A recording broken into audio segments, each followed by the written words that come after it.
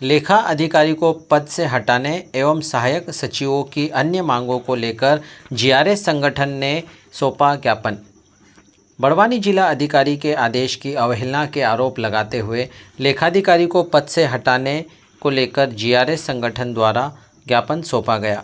सेंधवा जनपद में पदस्थ लेखाधिकारी पर अभद्रता करने के आरोप लगाते हुए संबंधित लेखाधिकारी का स्थानांतरण करने की मांग की है तथा मृतक जीआरएस कैलाश बर्डे के परिवार के सदस्य को अनुकंपा नियुक्ति देने सहित अन्य मांगों को लेकर ज्ञापन सौंपा।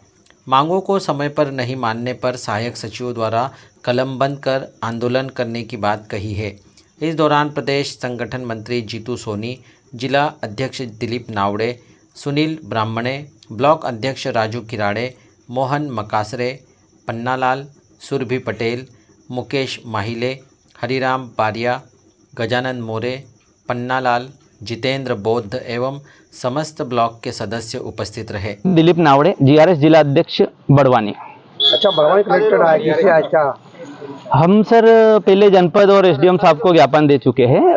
हमारे सेंधवा जनपद के श्री कैलाश बर्डे जी, उनका निधन हो गया था 28/07/2025 को। हृदयघात से उनकी मृत्यु हो गई है। तो उनको जो है पिछले 3 माह से उनकी सैलरी नहीं मिल रही थी और जो मिल रही थी वो काट पीट के मिल रही थी और पिछले जून माह की पूरी सैलरी उन्होंने काट ली गई। और इस संबंध में मेरी जनपद सीईओ से बात हुई तो उनका कहना है कि मुझे इस बारे में ज़्यादा जानकारी नहीं है, ये राकेश पवार के द्वारा जो सहायक लेखा अधिकारी है उनके द्वारा किया गया है, तो आप उनसे बात करिए, ऐसा उनके द्वारा आश्वासन दिया गया। और लगातार हमारे जीआरएस साथी की सैलरी सेंधवा जनपद में पूरे प्रदेश में नहीं कटी।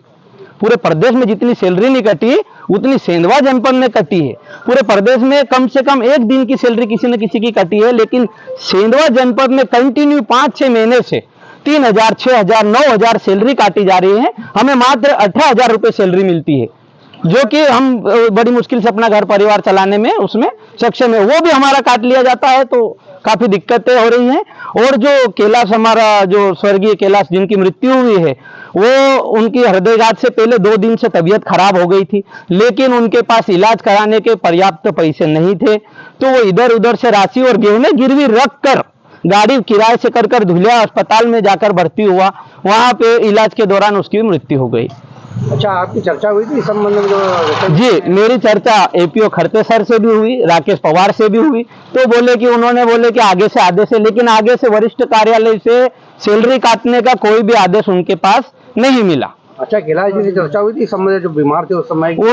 उनसे मेरी मुलाकात हुई थी सेंधवा में और मुझे बहुत परेशानी बताया कि मेरी तबीयत भी खराब है, भैया मेरी बात करना जनपद में, क्योंकि मैं अध्यक्ष हूँ। तो उन्होंने मेरे से बात करी कि मेरी सैलरी के संबंध में इनसे बात करना। अब मेरी बात खड़ते सर से हुई, पवार सर से हुई, तो इनका कहना है कि आगे से सैलरी का काटने का आदेश है, तो इसलिए काट रहे हैं। लेकिन आगे से सैलरी काटने का कोई भी आदेश इनके पास नहीं मिला जब हम वहाँ जनपद में गए तब।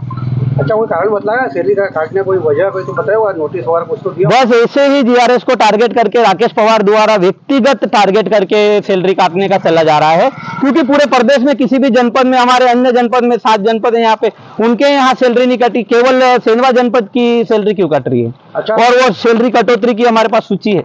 अच्छा, वेतन काटने के लिए कोई नोटिस वगैरह भी देता? नोटिस दिया था किसी प्रकार वेतन? नहीं, विदाउट नोटिस सैलरी काटी और सैलरी न मिलने के कारण वो इलाज नहीं हो पाया, तो उनके हृदयघात से मृत्यु हो गई। और काफी परिवार असहाय है और जिनकी मृत्यु हुई दोनों पैरों से विकलांग व्यक्ति है और निरंतर प्रयास कर रहा था और सब काम अच्छा व्यवस्थित करने के बाद भी उसकी सैलरी काटी जा रही है 3-4 महीने से। और पिछले महीने की पूरी सैलरी काट ली, न उसके माता है न पिता है और दोनों पैरों से विकलांग व्यक्ति है।